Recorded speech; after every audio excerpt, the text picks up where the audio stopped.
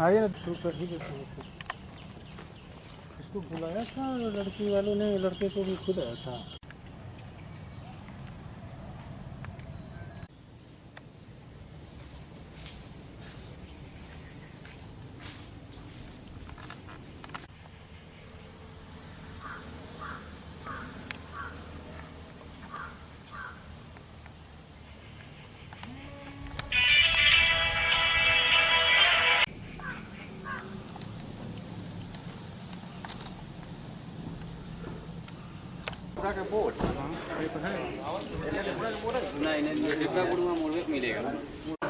वही 7 तारीख को हुआ था, 7 जुलाई को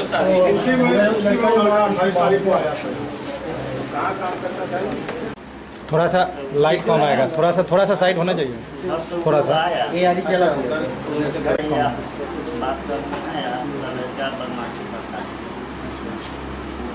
आपको पहचानता सर ऐसा व्यक्ति कहीं मिलेगा तो सीधा मैंने इतना सीधा व्यक्ति, इकलौता पुत्र था, मात्र 17 साल एज था पढ़ने के लिए उसी के भय से, क्योंकि एक साल पहले ये तो बहुत नहीं क्या अब सबसे बड़ा की दुखती रख पर हाथ रखिएगा तो कोई भी पिता के बर्दाश्त के बाहर होगा ना। और एक तो इकलौता पुत्र इनका चला गया और फिर भी आप पूछिए कि वियोग है क्या, अब इससे बड़ा क्या वियोग। पूरी घटना का कारण सर प्रेम प्रसंग है।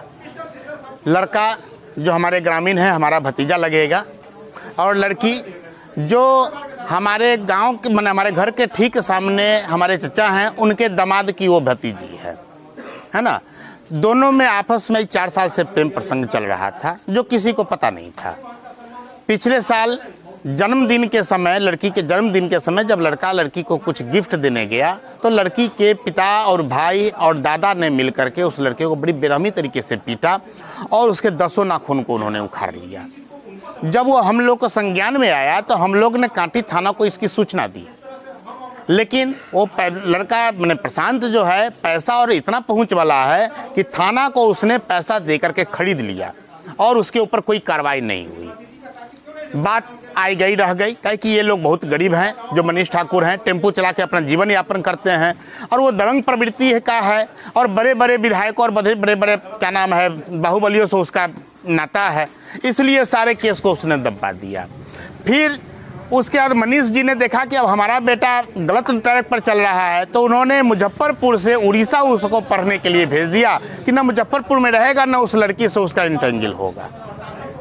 1 साल के बाद इस 7 जुलाई को बहन की शादी में वो बच्चा अपनी बहन की शादी में यहाँ पर आया, अपनी बहन की शादी किया। 8 जुलाई को वो सभी लोग यानी कि प्रशांत, उसके भाई, उसके भतीजा और उसका साला जो पता ही क्या है, सब लोग उसको रिपड़ा स्कूल पर घेर करके शादी के कल हो करके और उसको थ्रेटिंग दिया कि साला तू फिर आ गया मुजफ्फरपुर में, अब तुमको हम 10 दिन के अंदर में तुम्हारी हत्या कर देंगे।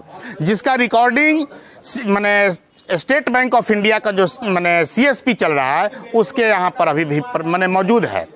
वो पूर्ण रूपेण है कि इस प्रकार से उसने उसको धमकी दिया था और ठीक 8 तारीख को धमकी दिया और 23 तारीख को लड़की के मोबाइल से इसको फ़ोन करके, कहे कि 24 तारीख का इसका टिकट था वापस उड़ीसा जाने का, 23 तारीख को इसको लड़की के मोबाइल से इसको फ़ोन करवा के अपने घर पर बुलवाया और घर में बंद करके निसंग इसकी हत्या कर दी गई।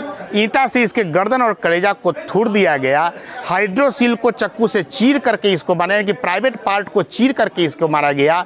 इतने निसंग हत्या की गई कि शायद मानवता भी शर्मसार हो जाएगा। लड़की के घर पे लाश जलाने का कारण, लड़की के घर पर लाश जलाने का हम लोग का कारण हुआ कि जिस लड़की से प्रेम करता था शादी उससे नहीं हो पाई। प्रशासन जो है विफल रहा उसको पकड़ने में। प्रशासन उसके पैसा के बल पर प्रशासन मैंने क्या नाम है एकदम चुप हो गया था। तो हम लोगों ने सोचा कि एक इकलौता इनका बेटा है, अगर हम लोग यहाँ पर जलाते हैं तो इनको तो पुलिस से तो इंसाफ मिलेगा नहीं, क्योंकि पिछले साल भी पैसा खिला करके पुलिस का उसने मुंह बंद कर दिया था, इस साल भी वो पुलिस का पैसा खिला करके मुंह बंद कर देगा। इसीलिए उसने मैंने हम लोगों ने निर्णय लिया, पूरे समाज ने निर्णय लिया कि क्यों नहीं प्रेमिका के दरवाजे पर प्रेमी का लाश हम लोग फूंक दे। ये कम से कम पूरा खानदान तो जानता रहेगा कि हमारे बेटी का प्रेमी था ये, जिसका लाश हमारे दरवाजे पर फूंका गया, और ताज जिंदगी उसको याद रखेगा। कम से कम इतना से भी तो लड़की के पिता के कलेजा में ठंडक मिलेगा कि ठीक है बेटी चोद, तू मार ले तो तेरे दूरा पर हम उसको फूंक दीजिए।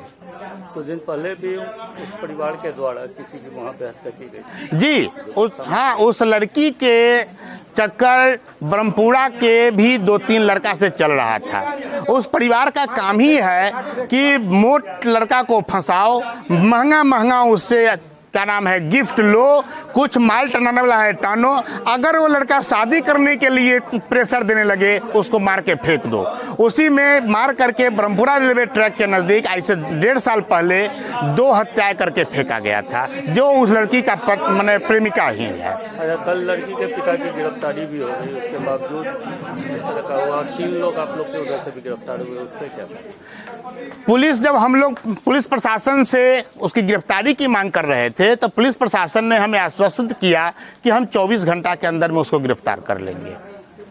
उनके आश्वासन देने पर हम लोग पूर्ण शांति, गिरफ्तारी तो हो गई जी, पिता को तो गिरफ्तार कर, बात तो सुनिए, उनके पूर्ण आश्वासन देने पर हम लोग शांतिपूर्ण ढंग से जब वहां से चलने लगे, हम लोग सारा काम जब शांतिपूर्ण ढंग से कर लिए, बिना पुलिस को कोई हानि पहुंचाए हुए, बिना किसी को कोई गाली गुप्ता दिए हुए, हम लोग ने जब दाह संस्कार कर लिया, तब पुलिस हम लोगों को जानकारी दी कि उसके पिता को कांटी थाना पकड़ लिया गया।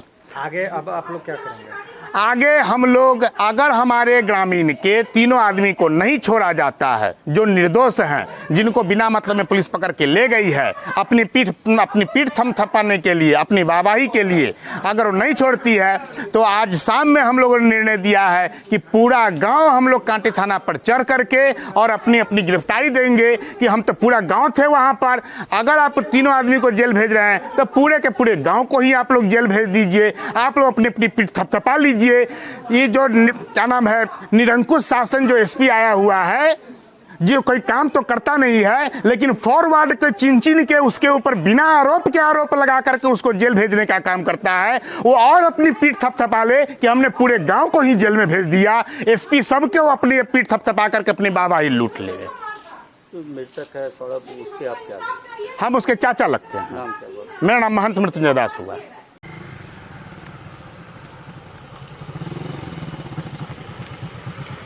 फूका तो ये लोग तो थे ही, फोर्स पूरा था ही, तो मना नहीं होता है, रोका नहीं सकता, सब मूवमेंट का था।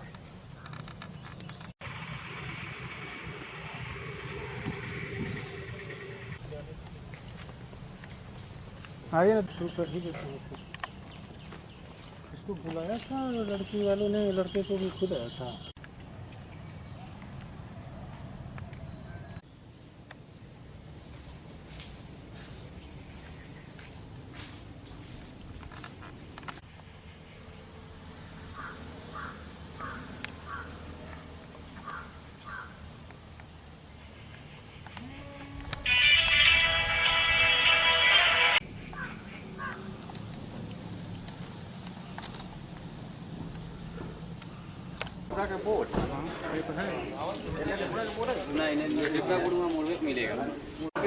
वही 7 तारीख को हुआ था, 7 जुलाई को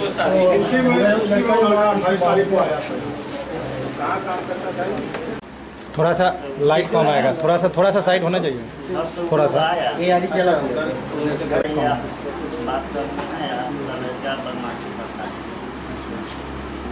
आपको पहचानता था सर, ऐसा व्यक्ति कहीं मिलेगा तो सीधा मैंने इतना सीधा व्यक्ति, इकलौता पुत्र था, मात्र 17 साल एज था पढ़ने के लिए, उसी के भय से, क्योंकि 1 साल पहले, ये तो बहुत नहीं क्या, अब सबसे बड़ा कि दुखती रख पर हाथ रखिएगा तो कोई भी पिता के बर्दाश्त के बाहर होगा ना। और एक तो इकलौता पुत्र इनका चला गया, और फिर भी आप पूछिए कि वियोग है क्या, अब इससे बड़ा क्या वियोग? पूरी घटना का कारण सर प्रेम प्रसंग है।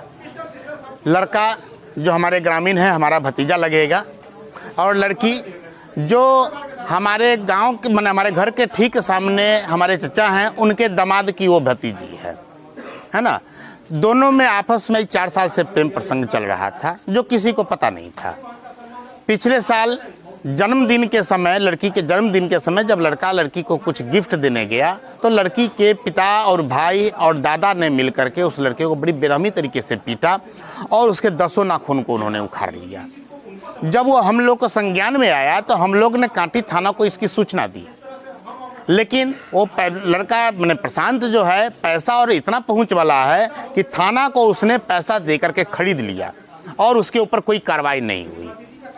बात आई गई रह गई, कहे कि ये लोग बहुत गरीब हैं, जो मनीष ठाकुर हैं, टेम्पो चला के अपना जीवन यापन करते हैं और वो दबंग प्रवृत्ति का है और बड़े बड़े विधायकों और बड़े बड़े क्या नाम है बाहुबलियों से उसका नाता है, इसलिए सारे केस को उसने दबा दिया। फिर उसके बाद मनीष जी ने देखा कि अब हमारा बेटा गलत ट्रैक पर चल रहा है तो उन्होंने मुजफ्फरपुर से उड़ीसा उसको पढ़ने के लिए भेज दिया कि ना मुजफ्फरपुर में रहेगा ना उस लड़की से उसका इंटेंगल होगा।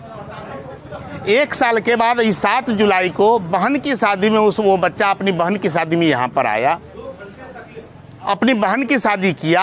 8 जुलाई को वो सभी लोग यानी कि प्रशांत, उसके भाई, उसके भतीजा और उसका साला जो पता ही क्या है, सब लोग उसको रिपड़ा स्कूल पर घेर करके शादी के कल हो करके और उसको थ्रेटिंग दिया कि साला तू फिर आ गया मुजफ्फरपुर में, अब तुमको हम 10 दिन के अंदर में तुम्हारी हत्या कर देंगे। जिसका रिकॉर्डिंग मैंने स्टेट बैंक ऑफ इंडिया का जो मैंने CSP चल रहा है उसके यहाँ पर अभी भी मैंने मौजूद है।